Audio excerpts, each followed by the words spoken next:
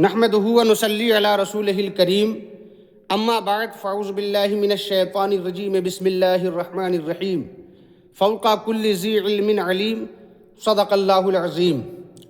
سلطان الفقہاء اکمل الفضلاء فخر المحدثین سراج المفسرین فقیہ اعظم فاتح عرب و عجم شیخ الاسلام والمسلمین شیخ طریقت وارث علوم اعلیٰ حضرت مظہر حضور حجت الاسلام جانشین حضور مفتی اعظم ہند تاج الشریعہ حضرت علامہ و مولانا مفتی شاہ محمد اختر رضا خان قادری ازہری رضی اللہ تعالی عنہ جماعت اہل سنت کے ممتاز ترین صاحب علم و بصیرت تھے۔ آپ کی ولادت باسعادت کاشانہ رضا محلہ سوداگران بریلی شریف یوپی انڈیا میں 14 ذی قعدہ 1361 ہجری بمطابق 23 نومبر 1942 عیسوی بروز منگل کو ہوئی۔ حضرت تاج الشریعہ رحمہ اللہ حضور مفسر اعظم ہند علامہ محمد ابراہیم رضا خان رحمہ اللہ کے فرزند ارجمند ہیں۔ دستور خاندان کے مطابق آپ کا پیدائشی نام محمد رکھا گیا، چونکہ والد ماجد کا نام محمد ابراہیم رضا ہے، اس نسبت سے آپ کا نام اسماعیل رضا تجویز ہوا۔ عرفی نام اختر رضا ہے اور اسی نام سے مشہور ہیں۔ شجرہ پیدری و مادری سے نجیب الطرفین بڑھیچی افغانی پٹھان ہیں۔ شجرہ پیدری یہ ہے: تاج الشریعہ مفتی محمد اختر رضا خان ابن مفسر اعظم ہند علامہ ابراہیم رضا خان ابن حجت الاسلام علامہ حامد رضا خان ابن اعلیٰ حضرت امام احمد رضا خان۔ اور شجرہ مادری یہ ہے: تاج الشریعہ مفتی اختر رضا خان ابن نگار فاطمہ عرف سرکار بیگم بنت حضور مفتی اعظم ہند ابن اعلیٰ حضرت امام احمد رضا خان فاضل بریلوی رضی اللہ تعالی عنہم اجمعین۔ حضور تاج الشریعہ رحمہ اللہ کے والد ماجد نے روحانی و جسمانی، ظاہری و باطنی ہر طرح کی تربیت فرمائی اور شاندار تربیت کا انتظام فرمایا۔ بڑے ناز و نعم سے پالا اور تمام ضرورتوں کو پورا فرمایا۔ جب آپ 4 سال 4 ماہ 4 دن کے ہوئے تو والد ماجد نے تسمیہ خوانی کا اہتمام کیا اور دارالعلوم منظر اسلام کے طلباء و مدرسین کی دعوت فرمائی۔ عزیز و اقارب و معززین شہر کو بھی مدعو فرمایا۔ حضور مفسر اعظم ہند علامہ ابراہیم رضا خان رحمہ اللہ نے اپنے خسر محترم و چچا جان حضور مفتی اعظم ہند علیہ الرحمت والرضوان کی بارگاہ میں عریضہ پیش کیا کہ اختر میاں کی تسمیہ خوانی کی تقریب ہے، حضور شرکت فرمائیں اور تسمیہ خوانی بھی کروائیں۔ چنانچہ حضور مفتی اعظم ہند نے تسمیہ خوانی کروائی۔ آپ نے والدہ ماجدہ سے ناظرہ کیا اور ابتدائی کتب خود والد نے پڑھائی۔ اس کے بعد دارالعلوم منظر اسلام میں داخلہ کرا دیا۔ محنت و لگن کے ساتھ مروجہ درس نظامی کی تکمیل یہیں کی۔ حضرت تاج الشریعہ کو شروع ہی سے مطالعہ کا بہت شوق رہا۔ اس سلسلے میں 3 ہم عصر قد آور شخصیتوں کے تاثرات ملاحظہ کریں۔ پہلے امام علم و فن حضرت خواجہ مظفر حسین رحمہ اللہ فرماتے ہیں کہ حضور ازہری میاں کو میں نے طالب علمی کے زمانے میں دیکھا، مطالعہ کے بے حد شوقین، حتیٰ کہ کبھی کبھار مسجد میں آتے تو دیکھتا کہ راستہ چلتے جہاں موقع ملا کتاب کھول کر پڑھنے لگتے۔ دوسرے حضرت علامہ مفتی غلام مجتبیٰ اشرفی رحمہ اللہ شیخ الحدیث منظر اسلام فرماتے ہیں کہ حضرت تاج الشریعہ کو کتابوں سے بہت شغف ہے۔ زمانہ طالب علمی سے ہی نئی نئی کتابیں دیکھنے پڑھنے کا بہت زیادہ شوق تھا، حتیٰ کہ راستہ چلتے بھی کتاب پڑھتے، اور اب میں دیکھ رہا ہوں کہ وہ شوق بڑھتا ہی چلا جا رہا ہے۔ تیسرے عمدۃ المحققین حضرت علامہ قاضی عبد الرحیم بستوی رحمہ اللہ تو ہمیشہ آپ کے مطالعہ اور قوت حافظہ کا ذکر کرتے رہتے تھے۔ حضرت تاج الشریعہ رحمہ اللہ ابتدائی کتب پہلی فارسی، دوسری فارسی گلزار دبستہ اور بوستہ جناب حافظ انعام اللہ خان تسنیم حامدی سے پڑھیں۔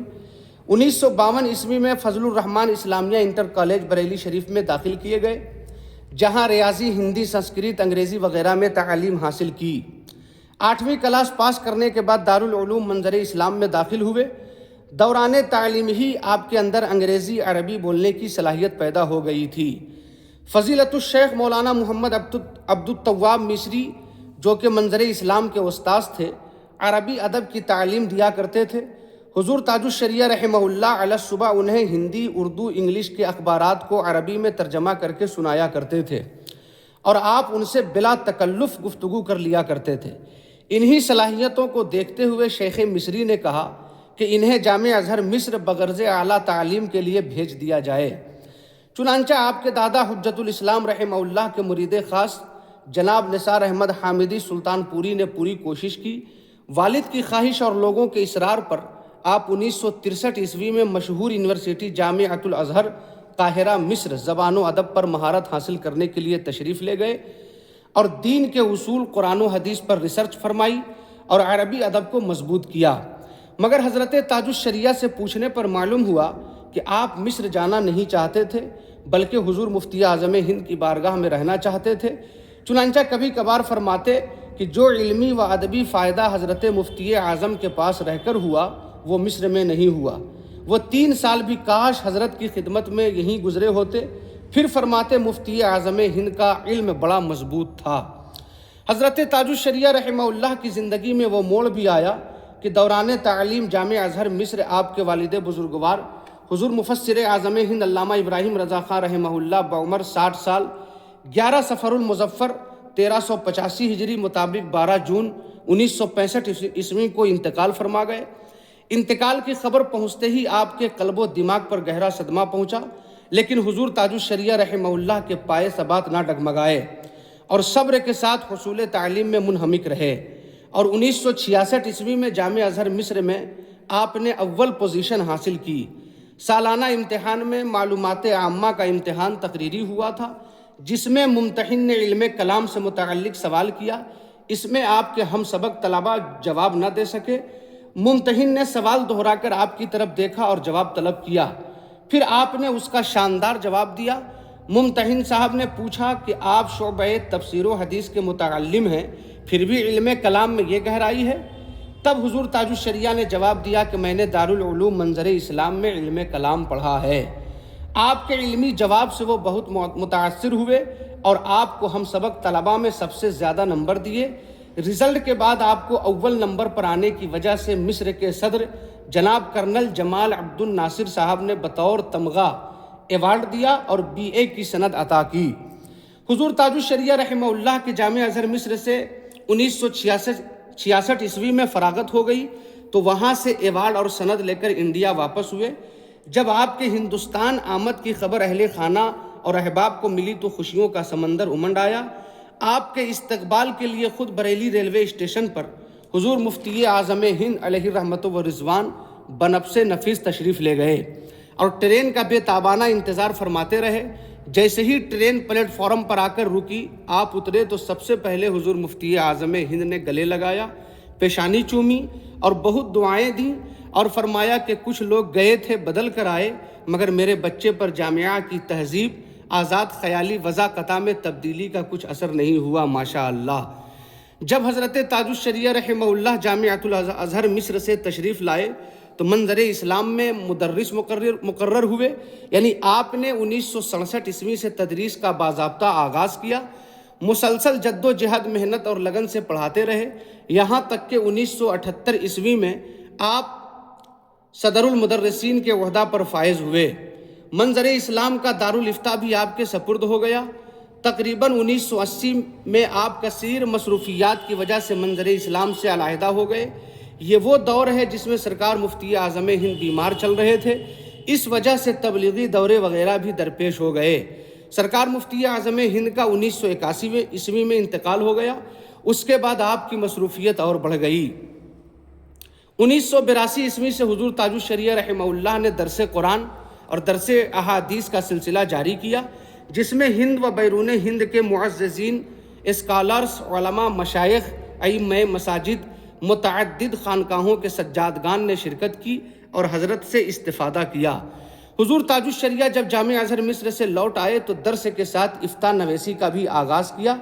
چنانچہ 1966 عیسوی ہی میں ایک استفتاء کا شاندار جواب لکھا۔ یہ استفتاء مرکز اسلام مدینہ المنورہ سے آیا تھا، طلاق، نکاح، میراث پر مشتمل تھا۔ جواب لکھنے کے بعد حضرت نے پہلے بحر العلوم حضرت مفتی سید افضل حسین منگیری رحمہ اللہ صاحب کو دکھایا۔ انہوں نے دیکھنے کے بعد تحسین کی اور کہا کہ مولانا اسے اپنے نانا جان حضور مفتی اعظم ہند کو دکھائیے۔ حضرت تاج الشریعہ نے اپنے شیخ و استاذ نانا محترم کو دکھایا۔ حضور مفتی اعظم ہند نے دلائل و براہین سے مزین فتویٰ کو دیکھ کر مسرت کا اظہار کیا اور صدائے تحسین بلند کی، حوصلہ افزائی فرمائی۔ اس کے بعد حضور مفتی اعظم ہند کی چاہت اور بڑھ گئی، بلکہ خاندانی بزرگ مولانا حبیب رضا صاحب کہتے ہیں کہ کبھی کبھی حضور تاج الشریعہ ناگا کرتے تھے تو حضور مفتی اعظم ہند کی اہلیہ محترمہ پیرانی اماں صاحبہ علیہ الرحمہ دریافت فرماتی کہ آج اختر میاں نہیں آئے ہیں، ان سے کہو کہ روزانہ آیا کریں، حضرت ان کو بہت پسند فرماتے ہیں۔ اب انشاءاللہ حضور تاج الشریعہ کی عبادت و ریاضت، حق گوئی و بے باکی اور آپ کے کرامات پارٹ 2 میں سماعت کریں گے۔